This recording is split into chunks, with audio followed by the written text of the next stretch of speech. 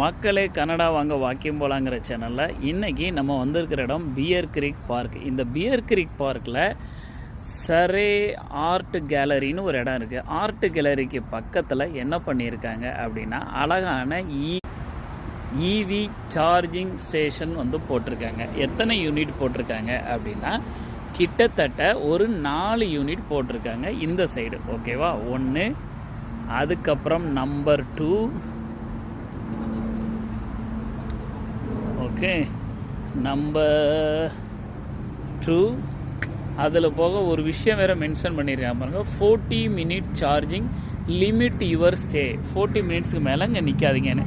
But ஆள் இல்லாட்ட இங்கே நிறைய பேர் நிறைய நேரம் போட்டுட்டு உட்காந்துருக்காங்க. ஓகேவா, இது யார் போட்டிருக்காங்கன்னா BC hydro, British Columbia electricity board தான் இந்த ஹைட்ரோ. நம்ம ஊரில் எப்படி இபி ஆஃபீஸோ அது மாதிரி இந்த ஹைட்ரோ பார்த்தீங்கல்ல.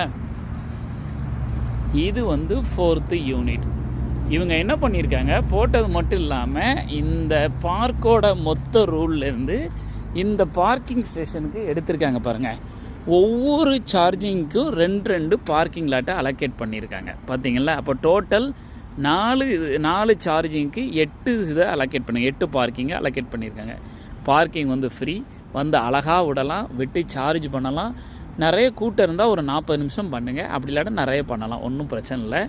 பார்த்தீங்களா, ஈஸியாக வீட்டில் வந்து மெஷின் போடணும்னு கட்டாயம் இல்லை.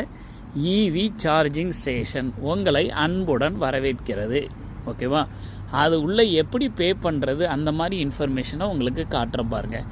இந்த இவி சார்ஜரில் அதோட அப் டு 180 கிலோவாட் அதோட பவர் கெப்பாசிட்டி. ஓகே, இங்கே பார்த்தீங்க அப்படின்னா இங்கே வந்து ஒரு ஸ்கேனிங் சிஸ்டம் இருக்குது, பார்கோட். நீங்கள் இந்த பார்கோட் இந்த ஐடிக்கு பண்ணலாம். இந்த பக்கத்தில் இருக்குது பாருங்கள், நெட்வொர்க் அப்படி எரர்னு ஒன்று காட்டுதா, இதுதான் ஸ்கேனிங் மிஷின். கார்டு வந்து ஸ்வைப் பண்ணலாம். இந்த இடத்துல கார்டை ஒரு இழுத்திங்கன்னா ஸ்வைப் ஆயிரும். அப்படி இல்லாட்ட இந்த இடத்துல இப்படி வச்சிங்க, கார்டை வச்சிங்க அப்படின்னாலும் ஓகே தான், எடுத்துக்கணும்.